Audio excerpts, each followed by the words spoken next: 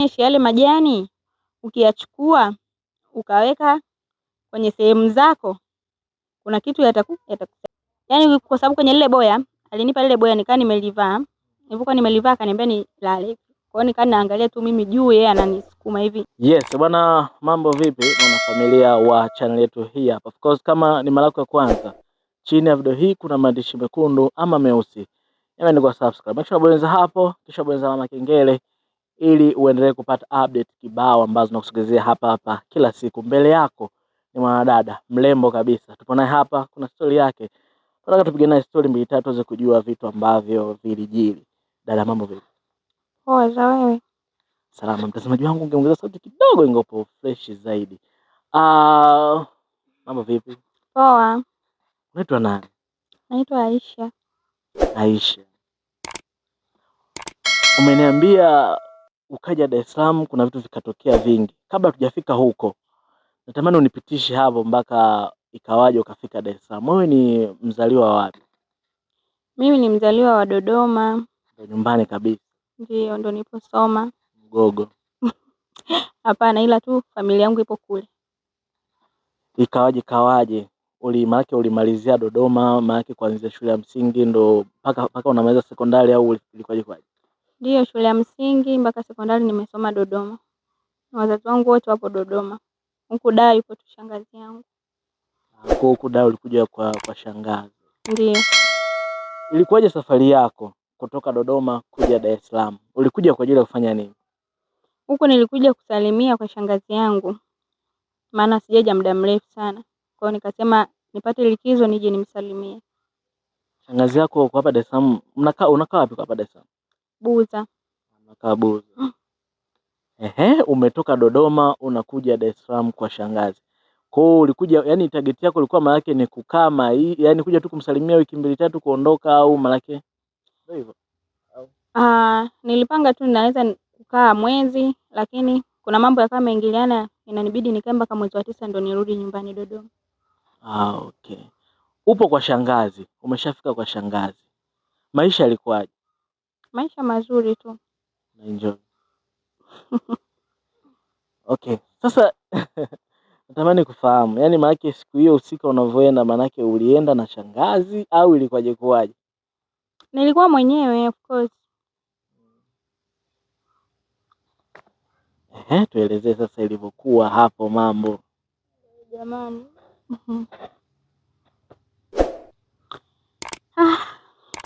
Ilikuwa hivi, hiyo siku nilikuwa kama leo usiku.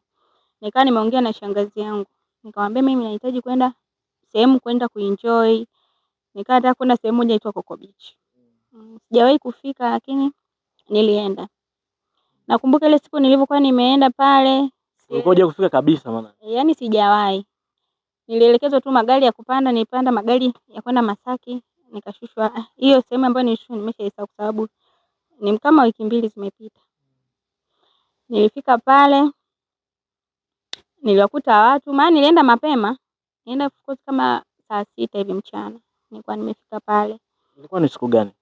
Ilikuwa Alhamisi. Siku ya kawaida tu. Ni siku ya kawaida. Sikukuta watu wengi, lakini nasikia beach kuna watu wengi, huko kuna watu wengi.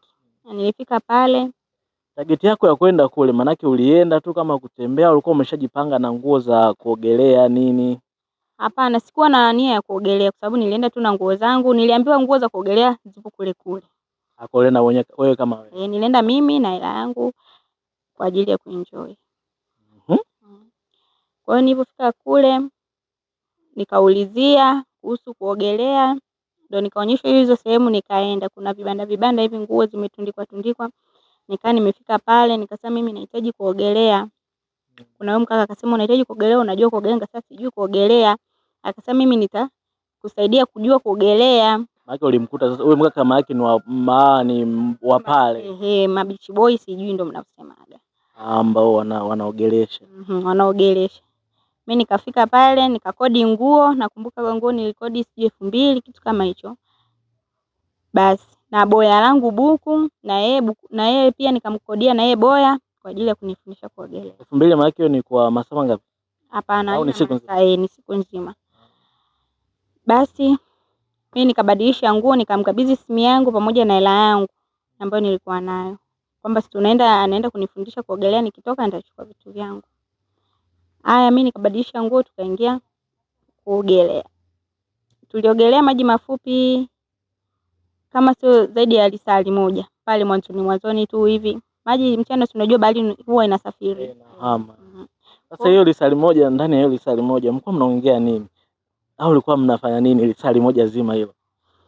Alikuwa tu ananifundisha kwamba yani, kwa sababu kwenye lile boya alinipa lile boya nikaa nimelivaa. Nilipokuwa nimelivaa akaniambia nilale. Kwa hiyo nikaa naangalia tu mimi juu, yeye ananisukuma hivi. Yaani maana yake boya ile pala maana yake unadumbukia pale katikati. Miguu nainyoosha na mikono kani maana yake boya unakopo ulipo pale katikati kama nimekushikilia. Nimenishikilia hapa. Lisali zima tuko maji mafupi. Akaniambia twende, kuna sehemu mchana kama sasa hivi ukisimama huku nchi kavu unaona papo, yani hamna maji. Katikati ya bahari lakini hamna maji. Akaniambia nataka nikupeleke pale panaitwa Mawimbi 7. Nikamwambia sawa, tunaenda tunarudi wote. Akaniambia ndio. Tupo katikati tunaenda sasa hapo Mawimbi 7. Wakati huo nataka nifahamu, kabla umesha kodi nguo za kuogelea zilikuwaje? Nataka kufahamu hizo nguo zilikuwaje kwaje? Ni magauni au nini? Yani kuna magauni, kuna vitaiti, yani nguo zipo za aina nyingi, kuna vikingine yani kama kimnyalamumu, ni wewe tu utakavyochagua kwamba nivae nini. Kwa hiyo mimi nilichukua tu kigauni. Kigauni. Kigauni kinaishia tu mcheusi. Cha jinsi au cha mnato yani. Cha kutamanisha. Bana hapa sio cha kutamanisha bana. Haya. Tulipokuwa tunakaribia hapo Mawimbi 7 ambako hapana maji. Akaniambia hivi kuna ngoja kwanza. Na yeye mwenyewe huyo alikuwa anafundisha kuogelea. Si ndo beach boy. Alikuwa amevaa. Alivaa singlet na bukta. Nacho cha kunatana. Hapana, bukta kama ya wale wacheza mpira. Kawaida tu. Kawaida. Tulifika sehemu moja hivi kukaa kuna wadudu moja hivyo kama wana miba. Nilikanyaga yule mdudu. Akaniambia usiogope. Sasa wakati tunaenda kule kwa beach kuna sehemu kuna mapango. Yale mapango ambayo maji waga yanapiga. Akaniambia twende kwanza kule kuna majani nikakuonyesha yale majani ukiyachukua ukaweka kwenye sehemu zako kuna kitu yatakusaidia. Mimi nikasema mimi sihitaji. Akasema twende kwa ajili yangu. Yaani kwenye kidonda au sehemu? Au sehemu. Kwenye sehemu. Basi tukaenda mpaka kule kwenye mapango. Tulifika kule akanichenjia. Kule akaanza kunionyesha samaki wale wenye mamiba. Makaa yale. Okay. Kule ndo wapo kama wanaotea jua hivi. Anambia umeona huku sijui sehemu nzuri sijui nini, unaweza kupigia picha.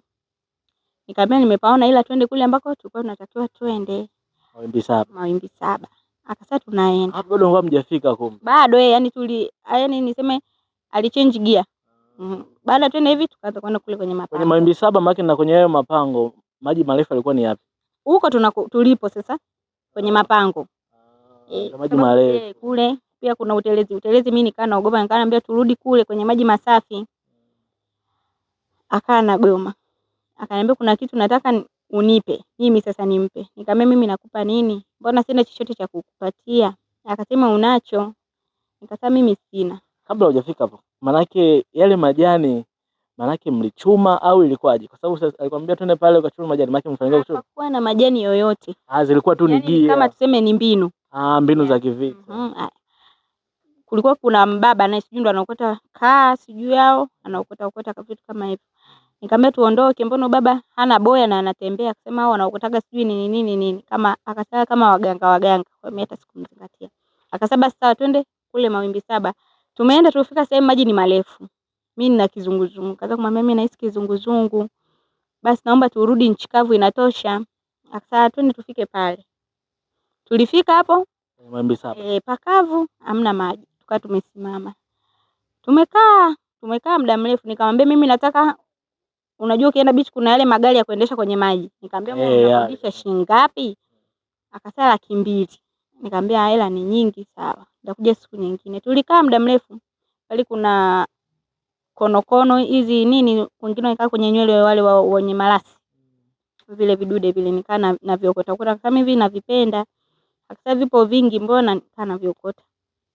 Basi ukafika muda Mawimbi 7. Yeye anaendelea kuzunguka kwenye maji, mimi nimesimama pale ambako hapana maji. Nikamwambia tuondoke, muda unaenda. Kama saa 8 hivi. Kama saa 8 saa 9. Nikamwambia tuondoke. Akasema sawa, hata hivyo muda bahari itarudi, hapa patachafuka. Haya, tukaanza kurudi. Tulifika njiani hapo nilipokuambia ambapo tunaenda wakati palikuwa na maji marefu. Tulifika pale. Yeye akawa amesimama, akashikilia na boya langu ili na mimi nisimame. Maana anakuvutia sasa muende mbele zaidi. Tusimame pale. Mimi kwamba kuna kitu anataka kuniambia. Tukasimama, nikamwambia tumesimama, hatuendi tena mbele, maana yeye ndo alikuwa ananisukuma kwenda mbele, yeye yupo nyuma. Akalishika boya langu hivi kama kunistopisha nisiendelee kwenda mbele. Yaani mbele maki kurudi sasa nchi kavu. Nikamuuliza kuna nini? Akasema kuna kitu nataka unipe. Nilikwambia toka kule lakini hukunizingatia. Ila hapa lazima unipe. Nikamwambia kitu gani? Wakati huo sasa mpo mawimbi ya 7. Maji yalikuwa maaki yashakuwa mengi au bado? Yaani bado, yaani tuseme ndio yeye aliniambia kwamba bahari inaanza kurudi muda sio mrefu. So tutoke baharini turudi chikavu. Haya, tukasimama pale, ni maji ni marefu. Uchafu ushaanza kurudi. Unajua bahari inarudi na uchafu. Maji yanakuwa ya moto. Yakawa ya moto yana shombo. Wanasema maji yanatoka feri spinning. Kwa hiyo maji yakawa yanarudi yana shombo. Nikamwambia tutoke kabla mambo yajae mengi, maana maji yanavyorudi huwa yanarudi na mawimbi makubwa. Akaniambia kuna kitu lazima unipe. Nikamwambia kitu gani? Mdau mdoto anakuambia kuna kitu, maana yake hutaki kumuelewa. Kwani hutaki kumuelewa mwenzio? Jamani. Mimi sijui nisemaje. Sema hicho. Naona aibu. Aibu gani? Haya, sawa baba. Umeshafika sasa bahari ya 7, mawimbi ya 7. Anakuambia kuna kitu nataka unipe. Bwana mtazamaji, tunapiga story hapa. Kuna vitu vingi sana tunataka tujifunze na of course nahisi utavielewa hapa mbele.